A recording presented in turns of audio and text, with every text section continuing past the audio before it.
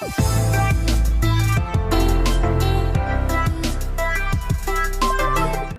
चलें द्रव चालित ब्रेक। तो दूसरा प्रयोग है, सेकंड पार्ट, द्रव चालित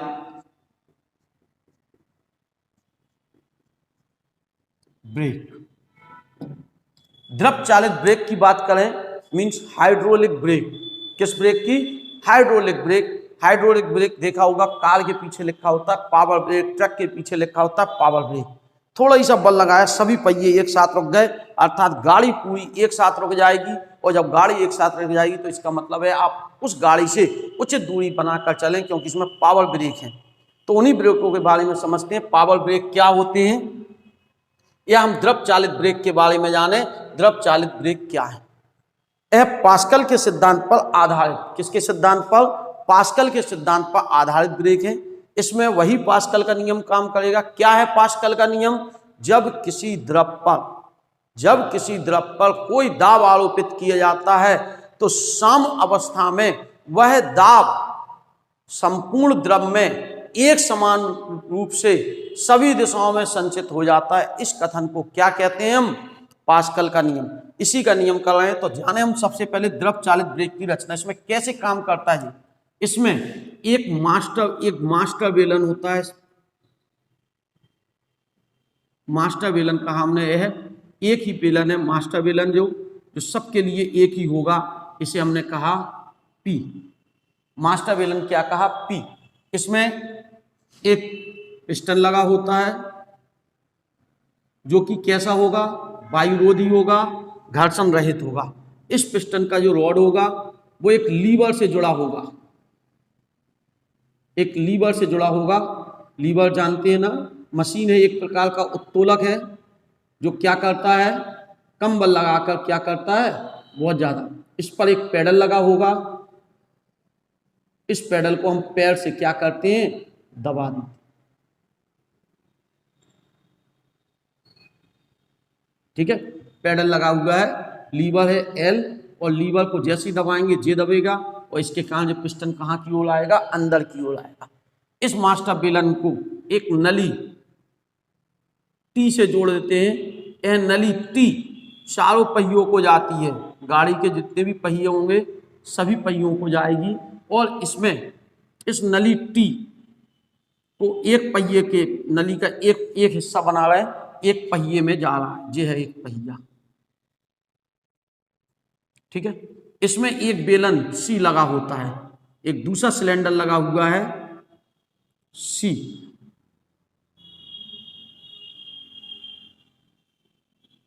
सी लगा हुआ है। इसका क्षेत्रफल कम था, ध्यान रखेंगे इस बात को।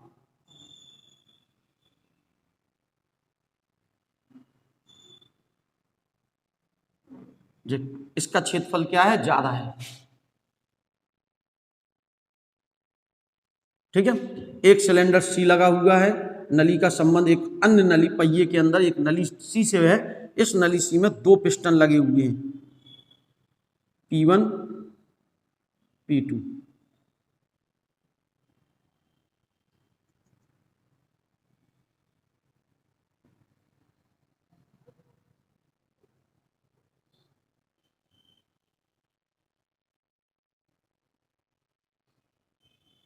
इन पिस्टनों का संबंध ब्रेक शूज से है।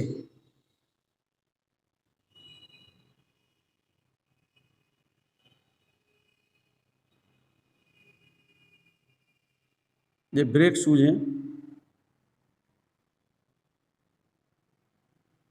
S1। ऐसे यहां पर भी लगा हुआ है।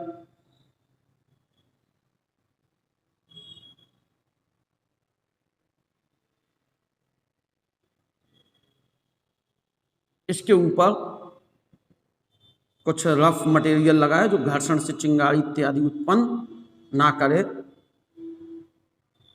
चारकोल इत्यादि लकड़ी अकड़ी कुछ लगी। ठीक है, देखना खोल के, यही चीज घिस जाती है, पहिए क्या हो जाते हैं? ब्रेक काम करना बंद। तो इसी को बदल दिया। इनको एक स्प्रिंग से हमने आपस में क्या कर दिया? जोड़ दिया। इस पूरे बेलन में, इस पूरे सिस्टम में क्या होता है? एक ऑयल भरा होता है, ये भरा हुआ एक द्रव घर्षण रहित चिकना द्रव भरा हुआ है,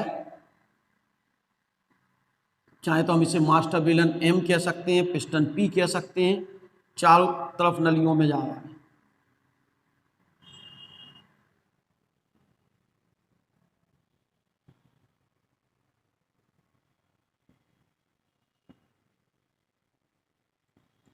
ठीक है, अब क्रिया विधि समझे हम इसकी। सबसे पहले एक बार रचना फिर से, इसमें एक मास्टर बेलन M होता है जिससे एक पिस्टन P लगा होता है। इससे क्या लगा, एक पिस्टन P लगा हुआ है। यह पिस्टन एक लीवर से द्वारा फुटरेस्ट, जिसे हम कहेंगे फुटरेस्ट मीन जिस पर पैर से दबाया जा सकता है। इसमें इस बेलन से एक नली T जुड़ी होती है। यह नली चारों पहियों को जाती है। इसका एक हिस्सा एक पहिए का चित्र प्रदर्शित किया गया। इस नली T का एक पहिए के अंदर जो होता है एक बेलन होता है C। इस बेलन में दो पिस्टन P1 व P2 होते हैं और जो ब्रेक शूज S1 व S2 से क्या होते हैं, जुड़े होते हैं। ये एक स्प्रिंग से जुड़े S।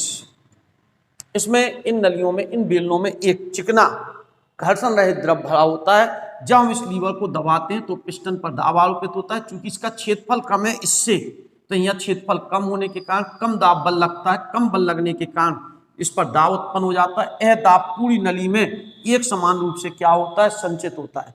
जैसे ही एक समान रूप से संचित होता है तो यह दाब इस पिस्टन C में पहुंचेगा, जिसके कारण वही दाब इस पिस्टन पर लगेगा, वही दाब इस पर, जिसके कारण पिस्टन P1 व P2 कहाँ को हटेंगे, दूर की ओर हटेंगे। और दूर को हटेंगे तो किससे टकराएंगे, ब्रेक शूज से। ब्रेक शूज पीछे को जाएंगे, ब्रेक शूज पीछे जाएंगे, पहिए से रगड़ेंगे और पहियों की गति को क्या करेंगे, धीमा करेंगे। जब पहिए की गति धीमी, जब हम पैडल लीवर से पैर हटा लेंगे तो इस स्प्रिंग द्वारा ये ब्रेक शूज अपने स्थान पर वापस आ जाएंगे और पिस्टन भी अपने स्थान पर वापस। इस प्रकार से इसे कहते हैं दाब। जैसे ही एक लीवर पर पैर दबाया, इस पिस्टन में दाब लगा, वह दाब चारों पहियों में एक समान रूप से पहुंच गया। वह दाब एक समान रूप से पहुंचने से पिस्टन एक समान रूप से समान दूरी पर हटे और ब्रेक शूज को एक साथ लगा दिया सभी पहियों पर दाब, जिसके कारण सभी पहियों की एक साथ क्या हुई, गति का विरोध हुआ और पहिए एक साथ क्या हो गए, रुक गए। इसे हम कहते हैं द्रव चालित ब्रेक। पावर ब्रेक जो वर्ड लिखा रहता है कारों पर, उसका कारण यही है। एक छोटा सा लीवर हमने दबाया, जैसे ही हमने छोटे लीवर को दबाया तुरंत चारों पहियों पर बल लगा और चारों पहियों की गति, इतनी तेज चलने वाली कार को भी बिल्कुल आसानी से हम एक बल द्वारा चारों पहियों को रोक सकते हैं। इसे बोलते हैं द्रव चालित ब्रेक। यानी पास्कल का नियम महत्वपूर्ण है हमारे दैनिक जीवन में भी और साथ साथ पढ़ाई। अब आगे हम चलेंगे, अगला चैप्टर होगा जिसमें हम पढ़ेंगे द्रवों का प्रवाह। बहुत अच्छा चैप्टर, मजेदार चैप्टर होगा, बहुत ध्यान से पढ़ें उसे। तब तक के लिए नमस्ते, थैंक यू। सभी वीडियो ऊपर आई बटन को क्लिक करके प्लेलिस्ट खोलकर क्रम से पढ़ें, अच्छी तरह आगे बढ़ें। Thank you.